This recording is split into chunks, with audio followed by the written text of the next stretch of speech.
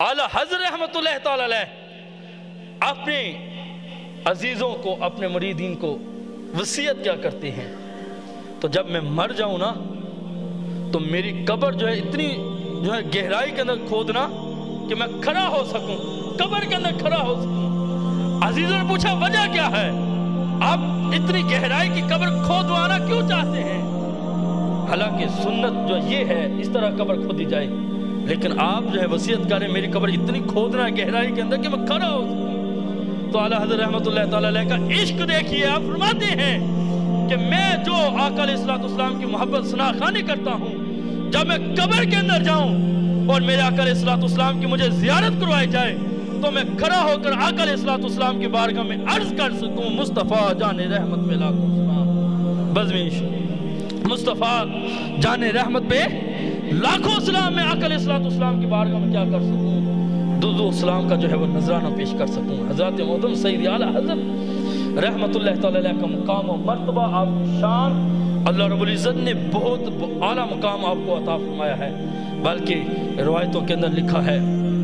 کہ سید اعلیٰ حضرت رحمت اللہ تعالیٰ علیہ ایک دفعہ حج کے لیے مدینہ شریف گئے۔ حج جب مکے سے حج کر کے فارغ ہوئے، مدینہ کے اندر پہنچے اور آپ شدید قسم کے بیماری کی حالت تھی، بہت سخت بیمار تھے، اور مدینے کی گلیوں میں، ہواؤں میں یہ آواز گونجنے لگی کہ نبی علیہ السلام کو علم غیب نہیں ہے، معاذ اللہ ثم معاذ اللہ۔ نبی علیہ السلام کو دیوار کا پیچھے کا علم نہیں ہے۔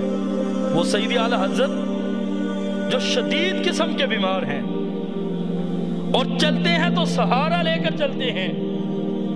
جبکہ آپ کے کانوں میں یہ آواز پڑتی ہے، لوگوں نے اعتراض کرنا شروع کر دیا ہے نبی علیہ السلام کو دیوار کے پیچھے کا علم نہیں ہے، نبی علیہ السلام کچھ نہیں جانتے۔ میرے آقا اعلیٰ حضرت فوراً کھڑے ہو گئے، بغیر سہارے کے اٹھے، روضہ رسول کے سامنے آ کر بیٹھ گئے۔ آپ نے کتاب لکھنا شروع کر دی، تقریباً 400 صفحات کا مشتمل کتاب لکھی جو الدولت المکیہ بمادت الغیبیہ کے نام سے جانی جانے لگی، اور آپ کتاب لکھتے جا رہے ہیں، حوالہ لکھتے جا رہے ہیں، لائن لکھتے جا رہے ہیں، کتاب کا نام لکھتے جا رہے ہیں۔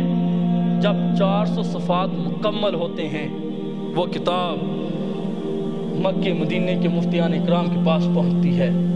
آپ کتاب کو دیکھ کر حیران پریشان ہو جاتے ہیں، اور سارے اٹھتے ہیں، سید اعلیٰ حضرت کی بارگاہ میں چلے جاتے ہیں اور آ کر پوچھتے ہیں علی جا آپ بیمار تھے، چل بھی نہیں سکتے صحیح طرح، اتنے علیل، لیکن آقا علیہ السلام کی شان میں یہ کتاب لکھ ڈالی ہے، اور کوئی حوالہ بھی، کوئی کتاب بھی آپ کے پاس موجود نہیں تھی، لیکن آپ نے اس کے باوجود لائن تک درست لکھ دیا ہے،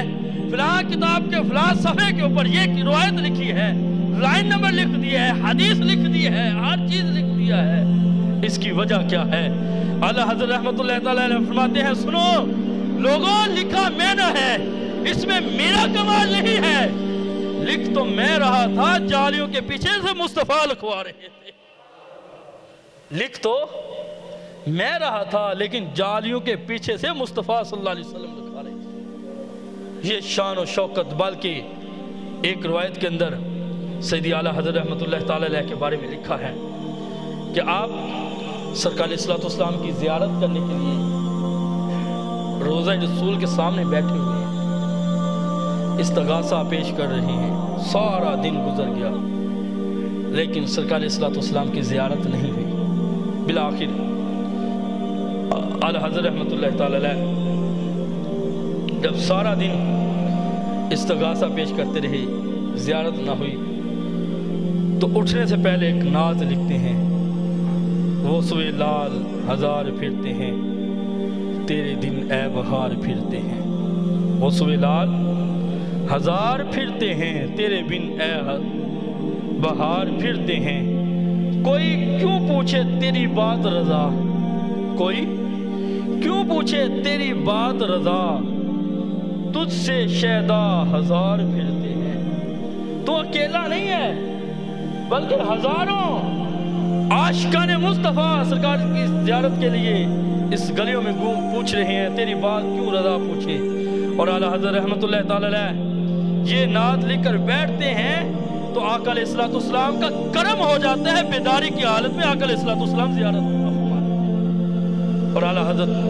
پھر قلم اٹھاتے ہیں زیارت کرنے کے بعد، پھر شعر لکھتے ہیں۔